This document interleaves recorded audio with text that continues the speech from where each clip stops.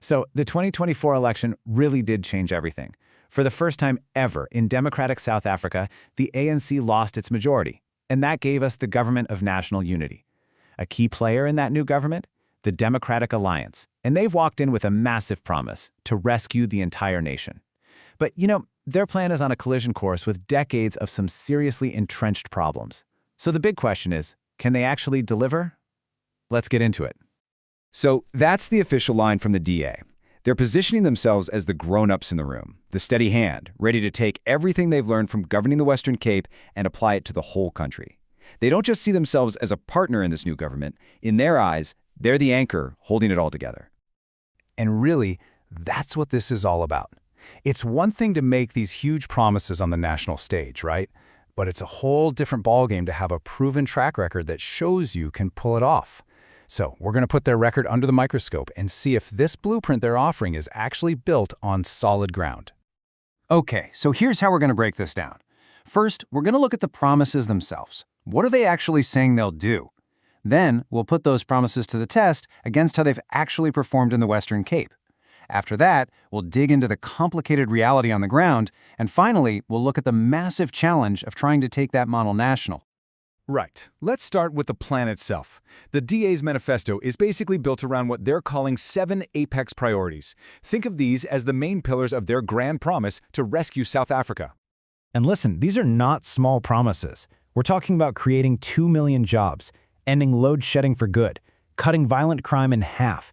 They're also pledging to lift 6 million people out of poverty and completely overhaul the state by getting rid of cadre deployment. That whole controversial practice of appointing loyal party members to government jobs whether they're qualified or not. It's a really bold vision, and that's the high bar they've set for themselves. Now, the DA's main argument, their big selling point, is basically, hey, just look at our track record in the Western Cape. It's their living experiment, their primary case study to prove they're competent. So let's see what the official data actually says about how they govern there. Okay, now this is where it gets really interesting, especially when it comes to managing money. According to the Auditor General, a staggering 79% of Western Cape departments got clean audits.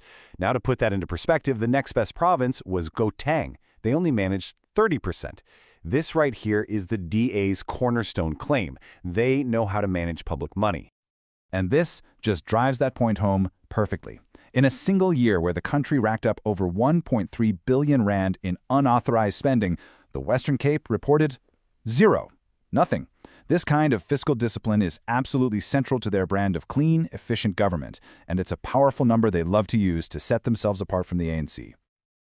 But here's the real question. Does spending money cleanly lead to better results? Well, in education, the data seems to suggest, yeah, it does. The Western Cape's literacy scores are way higher than the national average. The party also points out that over 3/4 of its provincial budget goes directly to poor communities, and they say that's led to real gains, like boosting matric pass rates in the province's poorest schools. Okay, so the top-line numbers on finance and education, they look impressive, no doubt, but that is not the whole story. Not even close, because when you get on the ground, a much, much more complicated reality comes into view. It's like a tale of two very different capes.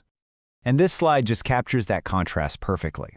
On one side, you have the DA's official story of a well-run city, clean audits, the country's lowest unemployment rates. But on the other side, in townships like Guguletu and Khayelitsha, people are living a totally different reality.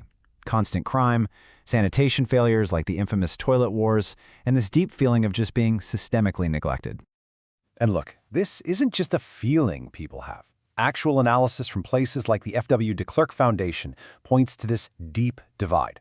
It suggests that for a whole lot of people, the DA's success story feels, well, pretty distant and almost irrelevant to their daily struggles for basic services and safety. So, this brings us to the biggest question of them all. Even with its obvious flaws, can this Western Cape model actually be applied to the rest of South Africa? To even begin to answer that, we have to understand the party's history and its core ideology, because that's where the major roadblocks on the national stage really start to appear. The DA's journey has been a long one. I mean, you can trace it from its predecessor's pretty aggressive fight-back campaign back in 1999, which really played on minority fears, all the way to winning the Western Cape outright in 2009. The election of Mmusi Maimane in 2015 was a very deliberate move to try and shake off its image as a white party, and now in 2024, they've finally got a seat at the national table. Now, at the very heart of the DA's identity is his core principle of non-racialism. The idea is basically the policy should be colorblind, that it should treat everyone as an individual instead of as a member of a racial group. But in a country that is so deeply defined by the legacy of apartheid, this very principle creates some major ideological clashes. And this slide really gets to the heart of the challenge inside this new government. It just lays bare these fundamental divisions. The DA wants to get rid of race-based empowerment like the ANC's B-BBEE policy and replace it with support based on poverty, not race. They want to protect private property, while parts of the ANC are pushing for expropriation. And they want to completely end cadre deployment. I mean, these aren't small disagreements. These are foundational conflicts about what the future of South Africa should even look like. So, faced with these huge ideological battles, the DA has decided to narrow its focus. Way down. The party leader, John Steenhuisen, has been crystal clear. Their one single overriding priority within the GNU is economic growth and creating jobs. They want to be judged on two simple things in 5 years. Is the economy growing, and is unemployment down? That's it. So when you boil it all down, this is where we land. The DA has proven strengths for sure. Financial management, strategic planning, and yeah, in many areas delivering better services than the ANC. But there are these huge, glaring questions still hanging in the air. How are they going to pay for all these plans? Can their provincial model really scale up against a bureaucracy that's been entrenched for decades?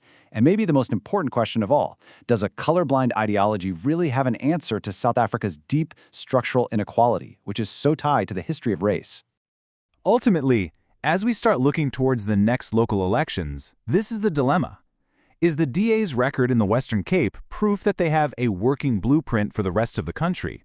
Or is it just evidence of a model that, while it might be efficient, is pretty limited in its power to tackle the profound inequality that continues to define South Africa? That's the question voters are going to have to answer.